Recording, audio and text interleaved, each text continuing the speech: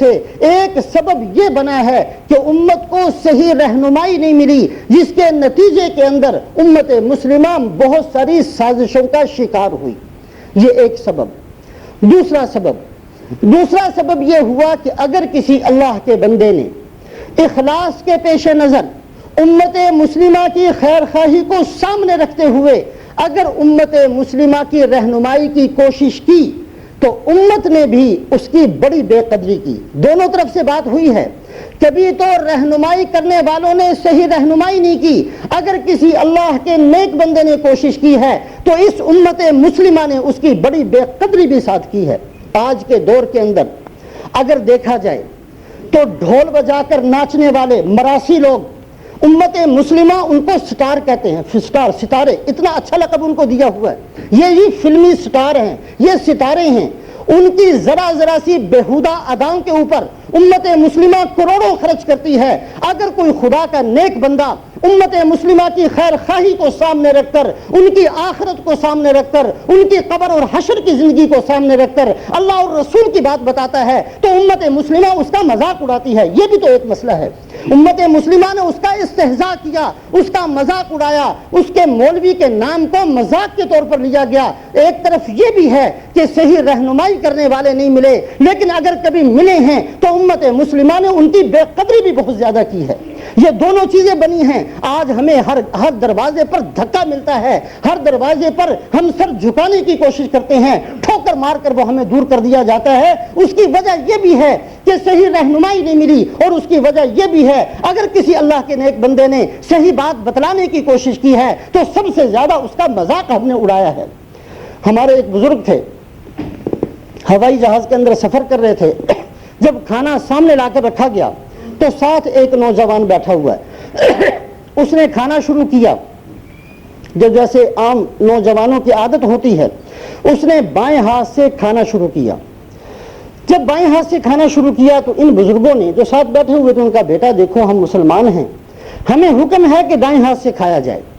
جب یہ بات اس نوجوان نے سنی تو بہت زیادہ غصے کے ساتھ منہ بسورتے ہوئے اور بہت زور سے وہ چمچیوں کو اس کے اوپر پٹکتے ہوئے کہا کہ تم مولویوں نے ہمارا ستیاناش ایسے ہی کر دیا۔ یہ ذرا سی، تمہیں پتہ نہیں امت چاند تک پہنچ گئی ہے، لوگ چاند تک پہنچ گئے، لوگ کہاں سے کہاں پہنچ گئے، تم اسی چکر کے اندر ہمیں رکھنا کہ دائیں ہاتھ سے کھانا ہے کہ بائیں ہاتھ سے کھانا ہے۔ اس بدبخت سے کوئی پوچھے کہ تم نے بائیں ہاتھ سے کھا کر کون سی ترقی کی ہے؟ آج امت مسلمہ بائیں ہاتھ سے کھانے والوں کی کمی نہیں۔ اس امت کے اندر لاکھوں کروڑوں ایسے بندے ملیں گے جنہوں نے آج سے 50-60 سال پہلے یہ کہا کہ امت مسلمہ ترقی اس لیے نہیں کرتی کہ مسلمانوں کے اندر مولویوں نے عورتوں کے پردے کا حکم بتا دیا، عورتیں گھر کے اندر قید کر دی گئیں۔ اگر ہم بھی اپنی عورتوں کو دکانوں کے اندر کھڑا کر دیں، اگر ہم بھی عورتوں کو سیاست کے اندر لے آئیں، اگر ہم بھی عورتوں کو دوسری قوموں کی طرح باہر نکال دیں تو ہم ترقی کر سکتے ہیں۔ ان بدبختوں سے پوچھ کر دیکھا جائے کہ 60 سال 50 سال ہو گئے ہیں، تم نے بھی تو عورتوں کو نکال لیا، کون سی ترقی کا دروازہ کھولا ہے؟ کون سا ملک فتح کر لیا؟ کہاں پہنچ گئے؟ کسی نے کہا کہ مولویوں نے سود کو منع کیا جس کی وجہ سے ہم پیچھے رہ گئے۔ 50-60 سال سے سود کھانے والوں کی بھی کمی نہیں، سود کھلانے والوں کی بھی کمی نہیں۔ کوئی ان شیطانوں سے پوچھ کر دیکھے کہ اے شیطانوں، 50 سال سے سود دے رہے ہو اور 50 سال سے سود کھا رہے ہو، کون سی ترقی کی ہے؟ کسی نے کہا کہ امت مسلمہ اس لیے پیچھے ہے کہ ہم نے جمہوریت کو اختیار نہیں کیا۔ ان بدبختوں سے پوچھ کر دیکھے کہ 50 سال ہو گئے ہیں جمہوریت کا نعرہ لگاتے ہوئے، شور مچاتے ہوئے، اس جمہوریت کی بنیاد پر کون سی ترقی کی ہے؟ کوئی دکھائے تو صحیح۔ بائیں ہاتھ سے کھا کر کون سی ترقی کی؟ سود کھا کر کون سی ترقی کی؟ عورتوں کو باہر نکال کر کون سی ترقی کی؟ جمہوریت اختیار کر کے کون سی ترقی کی ہے؟ یہ صرف یہ بات ہے کہ اگر کسی اللہ کے نیک بندے نے امت مسلمہ کی خیر خواہی کے پیش نظر یہ کہتے ہوئے تم سے کچھ نہیں مانگتا ہوں، صرف یہ کہ میری بات کو سن لو، اگر قرآن اور حدیث کی بات ہو تو قبول کر لینا، نہ ہو تو رد کر دینا، پھر بھی ہم نے اس کا مذاق اڑایا، ہم نے اس کا استہزاء کیا، ہم نے اس کے نام کو بگاڑنے کی کوشش کی، ہم نے اس پر الزام لگانے کی کوشش کی، جس کا نتیجہ یہ نکلا کہ آج ہمیں اللہ کے دربار کو چھوڑ کر ہر دربار پر دھکے کھانے پڑے۔ رسول پاک علیہ الصلوۃ والسلام کی غلامی کو چھوڑ کر ہر ایک کی غلامی ہمیں کرنی پڑی، اس لیے کہ ایک تو یہ کہ رہنمائی صحیح نہیں ملی، اور دوسرا یہ کہ اگر کسی نے رہنمائی کی تو ہم نے اس کی بڑی بے قدری کی۔ یہ چیز بھی سامنے رکھیے۔ اس کی مثال بالکل ایسے ہے، ایک آدمی شور مچاتا ہو، جی مجھے بھوک لگی ہے، مجھے بھوک لگی ہے، میں نے کھانا کھانا ہے، مجھے کھانا چاہیے، مجھے بھوک لگی ہے، شور مچا رہا ہے۔ اور دوسرا آدمی کھانا ایک پلیٹ میں لگا کر وہ کہہ رہے ہو میں آپ کے لیے کھانا لے کر آیا ہوں، یہ کھانا کھا لو۔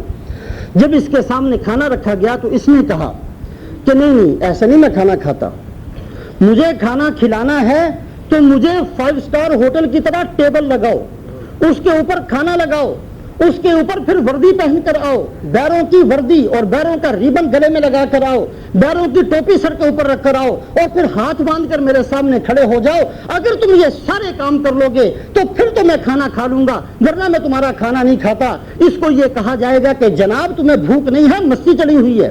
یہ پیٹ بھروں کی بات تو ہو سکتی ہے کہ وہ اس طریقے سے کھانا کھانے کے لیے، یہ ایک بھوکے آدمی کی بات نہیں۔ تیرا کام تو یہ تھا، اگر تجھے واقعی بھوک لگی ہوئی تھی تو جیسے کیسا وہ اپنی حیثیت کے مطابق لے کر آیا اس کا شکریہ ادا کر لیتا، اس داغ سال کو کھا لیتا، جیسا تجھ سے اس سے ہوا وہ لے کر آیا، اس کو تو نے قبول کر لینا تھا۔ تو کہتا ہے کہ مجھے بیروں کی وردی پہنا کر پھر جو ہے مجھے کھانا کھلایا جائے، یہ مستی ہے۔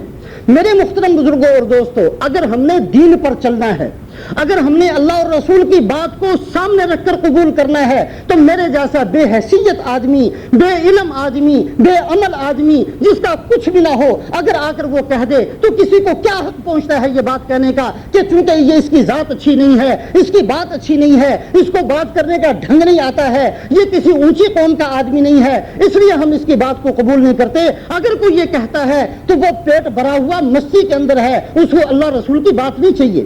اللہ رسول کی بات تو جو بھی کہہ دے، ایک بے حیثیت کہہ دے، بلال حبشی کہہ دیں، صہیب رومی کہہ دیں یا صدیق اکبر کہہ دیں، اگر بات اللہ کی ہے، بات اللہ کے رسول صلی اللہ علیہ وسلم کی ہے، بات قرآن کی ہے، بات حدیث کی ہے، تو میرے محترم بزرگوں اور دوستوں ہمیں قبول کرنا چاہیے۔ ہمیں کوئی حق نہیں ہے کسی ایسے بندے کی بے عزتی کرنے کا اور اس کا مذاق اڑانے کا۔ ہمیں کس نے حق دیا ہے؟ رسول پاک علیہ الصلوۃ والسلام سمجھانے کے لیے ارشاد فرماتے ہیں، الحکمت ضالۃ المؤمن، حکمت ایک مسلمان کی گمشدہ چیز ہے۔ نیکی کی بات، دین کی بات، اچھائی کی بات مسلمان کی گمشدہ چیز ہے۔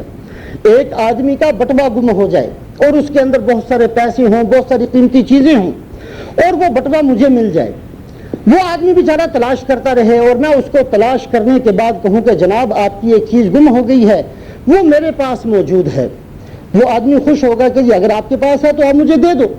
اور جب وہ مجھ سے لینا چاہے تو میں اس کو کہوں کہ دیکھو میں کوئی اچھا آدمی نہیں ہوں، میری قوم بھی بہت گری پڑی سی ہے اور میری حیثیت بھی کچھ نہیں ہے، میرے پاس پیسے بھی نہیں ہیں، میں ویسے بھی بہت برا آدمی ہوں۔